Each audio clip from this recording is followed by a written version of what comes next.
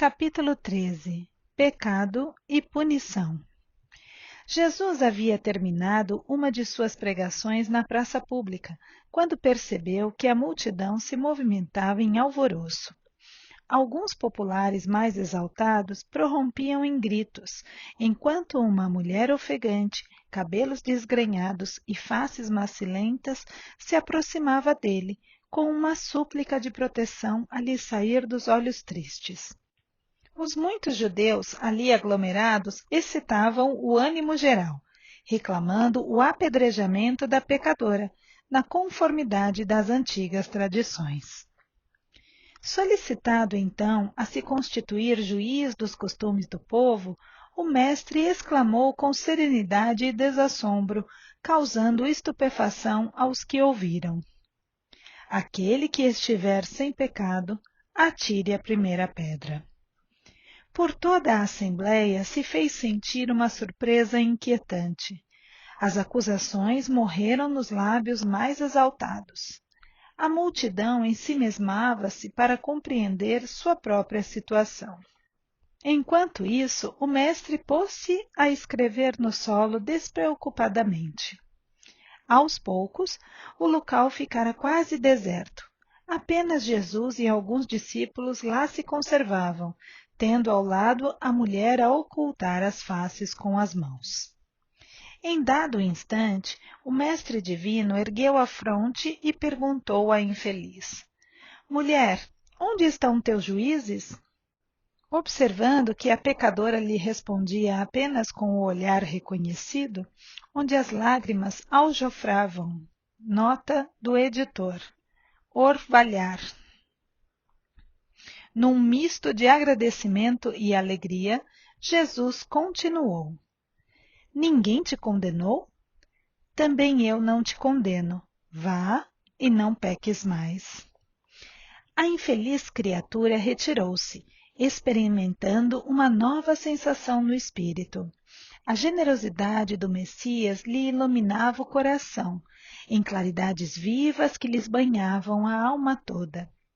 Mas, enquanto a pecadora se retirava, presa de intensa alegria, os poucos discípulos que se encontravam junto do Senhor não conseguiam ocultar a estranheza que lhes causara o seu gesto. Por que não condenar a ele aquela mulher de vida censurável aos olhos de todos? Não se tratava de uma adúltera? Nesse interim, João se aproximou e interrogou: Mestre, por que não condenastes a meretriz de vida infame?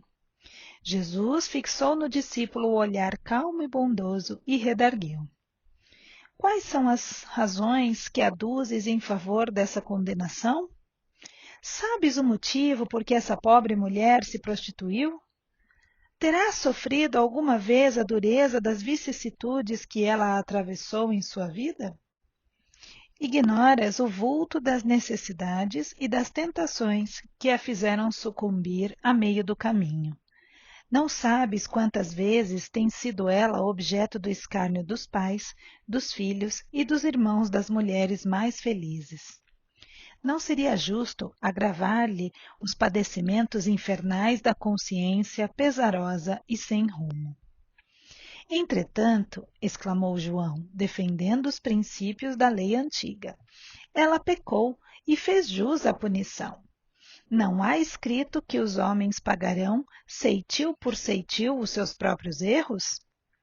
O mestre sorriu sem se perturbar e esclareceu: Ninguém pode contestar que ela tenha pecado.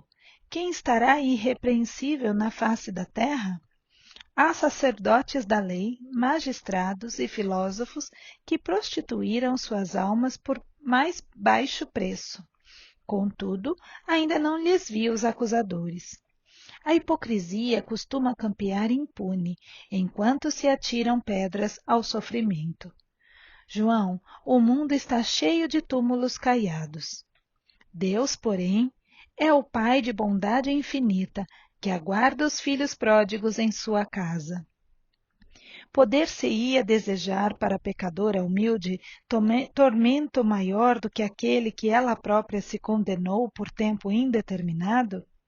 Quantas vezes lhe tem faltado pão à boca faminta ou a manifestação de um carinho sincero à alma angustiada?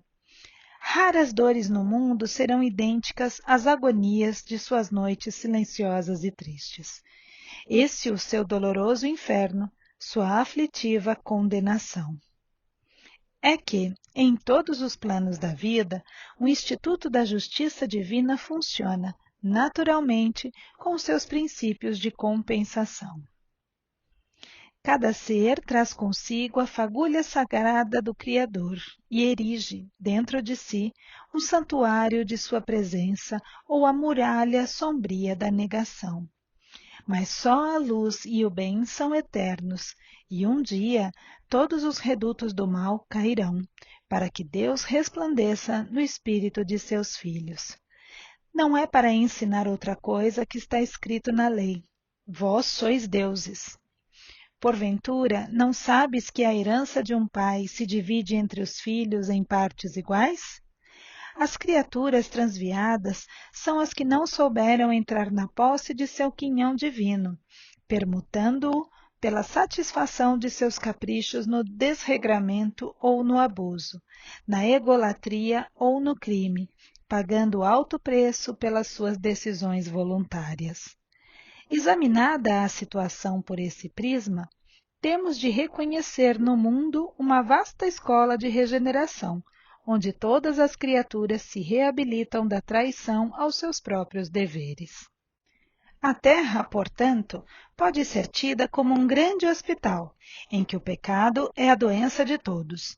O Evangelho, no entanto, traz ao homem enfermo o remédio eficaz, para que todas as estradas se transformem em suave caminho de redenção. É por isso que não condeno o pecador para afastar o pecado e, em todas as situações, prefiro acreditar sempre no bem. Quando observares, João, os seres mais tristes e miseráveis arrastando-se numa noite pejada de sombra e desolação, lembra-te da semente grosseira que encerra um germen divino e que um dia se elevará do seio da terra para o beijo de luz do sol.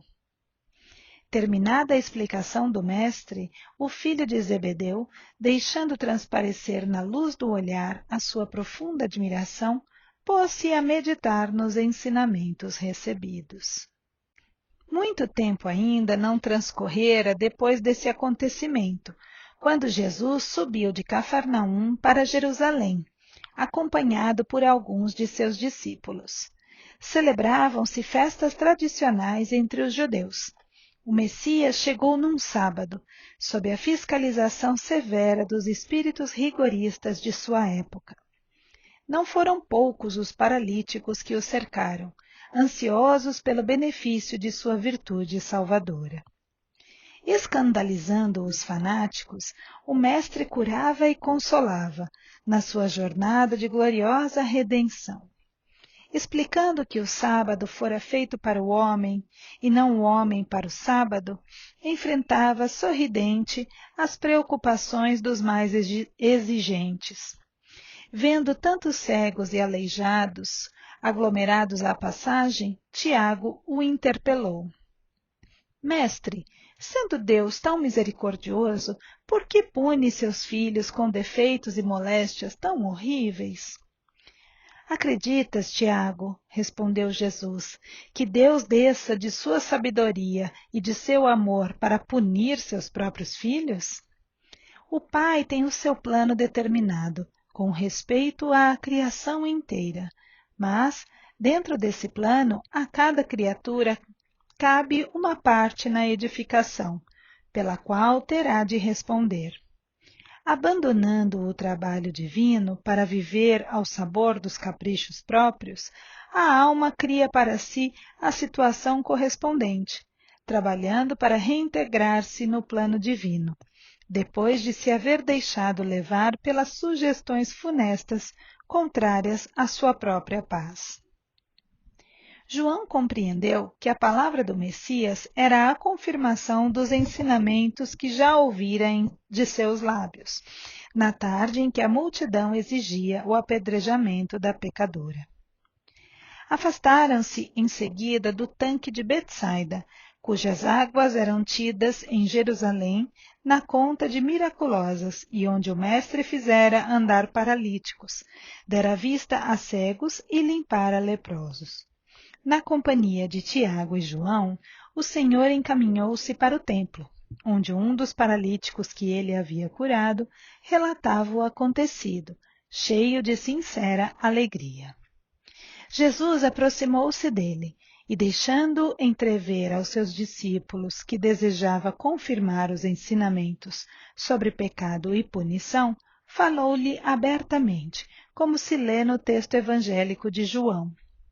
Eis que estação, não peques mais, para que te não suceda coisa pior. Desde que esses ensinos foram dados, novas ideias de fraternidade povoaram o mundo, com respeito aos transviados, aos criminosos e aos inimigos, atingindo a própria organização política dos estados. O Império Romano vulgarizara os mais nefandos processos de regeneração ou de vingança. Escravos ignorantes eram pasto das feras, nos divertimentos públicos, pelas faltas mais insignificantes na casa dos patrícios. Só de uma vez, 30.000 desses servos, a quem se negava qualquer bem do espírito, foram crucificados numa festa, próximo aos soberbos aquedutos da Via Ápia. Os açoites humilhantes eram castigo suave. Entretanto, desde a tarde em que Jesus se encontrou com a pecadora diante da multidão, um pensamento novo entrou a dominar aos poucos o espírito do mundo. A substância evangélica do ensino inovidável penetrou o aparelho judiciário de todos os povos. A sociedade começou a compreender suas obrigações e procurou segregar o criminoso, como se isola um doente, buscando auxiliar-lhe a reforma definitiva, por todos os meios ao seu alcance. Os menores delinquentes foram amparados pelas numerosas escolas de regeneração. Todo o sistema da justiça humana evoluiu para os princípios da magnanimidade, e os juízes modernos, lavrando suas sentenças sem nunca haverem manuseado o Novo Testamento, talvez ignorem que procedem assim, por ter sido Jesus o grande reformador da criminologia.